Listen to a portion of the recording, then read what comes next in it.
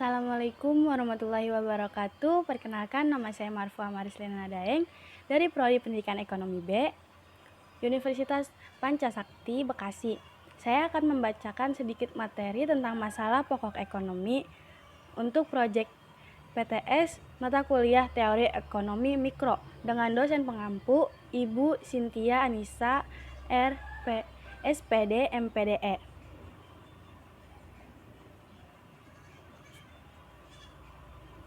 Masalah pokok ekonomi. Masalah pokok ekonomi muncul karena pertemuan antara kebutuhan manusia yang tidak terbatas.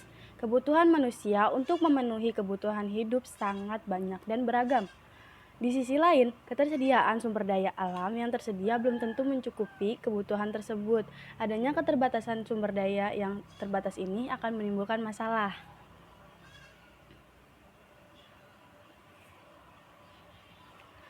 Yang pertama, masalah pokok ekonomi klasik. Pada tahun 1870,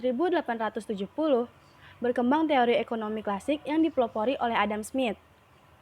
Para penganut teori tersebut mengemukakan bahwa permasalahan ekonomi merupakan satu kesatuan proses yang terdiri dari proses produksi, distribusi, konsumsi. Menurut teori klasik, 3 masalah pokok ekonomi meliputi: yang pertama, masalah produksi. Produksi artinya menghasilkan barang atau jasa yang bertujuan untuk memenuhi kebutuhan manusia, atau bisa kita sebut konsumen.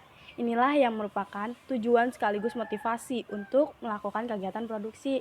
Kebutuhan manusia akan dapat dipenuhi jika ia mengonsumsi barang atau jasa sesuai kebutuhannya.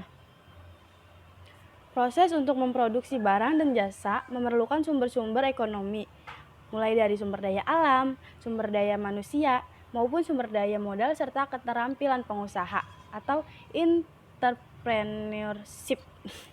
Yang kedua, masalah distribusi. Distribusi adalah kegiatan menyalurkan barang atau jasa hasil produksi kepada konsumen. Alur distribusi ini dapat dilakukan secara langsung maupun melewati perantara dengan perdagangan. Distribusi mempunyai 3 fungsi. Yang pertama pertukaran, yang kedua penyediaan fisik, dan yang ketiga kebiasaan pembeli. Nah, adapun faktor yang mempengaruhi saluran distribusi adalah pasar, barang, perusahaan, dan kebiasaan pembeli. Distribusi dapat dilakukan dengan 2 cara, yaitu distribusi langsung. Distribusi langsung merupakan kegiatan menyalurkan barang atau jasa dari produsen langsung kepada konsumen tanpa melalui perantara.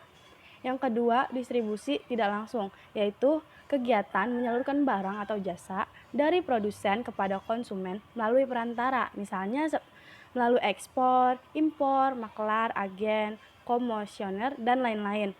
Yang ketiga, ada masalah konsumsi. Konsumsi adalah kegiatan menggunakan, menghabiskan, atau memanfaatkan barang yang dihasilkan oleh produsen. Adapun faktor yang mempengaruhi kegiatan konsumsi yaitu faktor intern yang meliputi sikap, kepribadian, motivasi diri, pendapat seseorang, selera, dan watak atau karakter. Yang kedua, ada faktor ekstern yang meliputi kebudayaan, adat istiadat, status sosial, keluarga, lingkungan, masyarakat, dan pemerintah. Yang kedua ada masalah pokok ekonomi modern.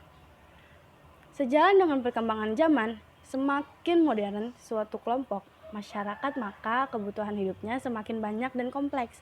Adapun beberapa masalah pokok dalam ekonomi modern dapat dijelaskan dengan pertanyaan what, how, dan whom, for whom. Barang apa yang akan diproduksi dan berapa banyak. What. Menemukan apa yang akan diproduksi adalah masalah utama dan penting dalam ekonomi. Hal ini tidak terlepas dari supply, jumlah sumber daya yang terbatas. Sedikit saja kesalahan dalam menentukan apa yang akan diproduksi dapat menyebabkan kerugian besar, bahkan bisa menyebabkan kebangkrutan bagi produsen. Untuk memenuhi Untuk membuat keputusan tepat dalam menentukan apa yang akan diproduksi, maka suatu negara, terutama para produsen, harus mempertimbangkan 2 hal berikut ini.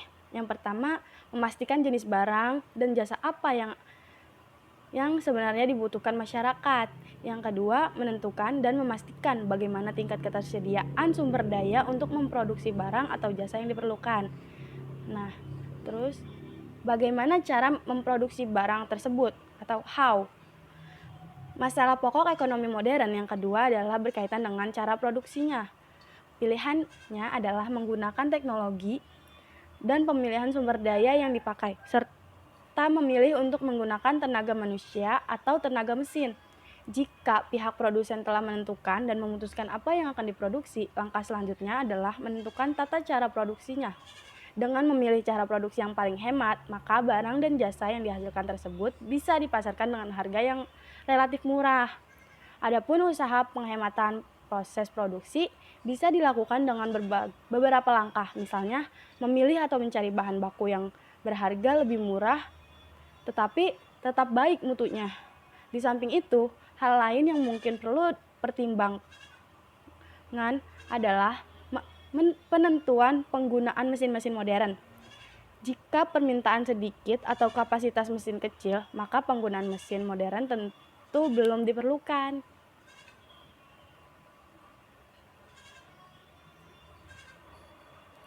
Nah, yang terakhir, untuk siapa barang-barang tersebut diproduksi? For whom? Masalah ini bukan hanya menyangkut kepada pihak siapa saja barang tersebut dipasarkan, tetapi siapa saja yang akan ikut menikmati hasilnya. Seperti yang kita ketahui bahwa produksi barang dan jasa dilakukan bukan hanya tertuju untuk konsumen yang akan mengonsumsi barang dan jasa tersebut. Dalam kegiatan produksi, ternyata masih banyak pihak lain yang diuntungkan.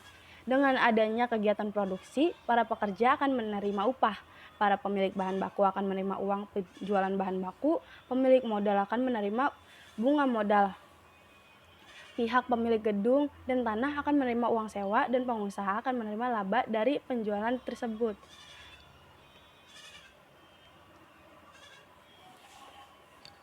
Mungkin sekian penjelasan dari saya. Kalau ada salah kata mohon dimaafkan. Wassalamualaikum warahmatullahi wabarakatuh.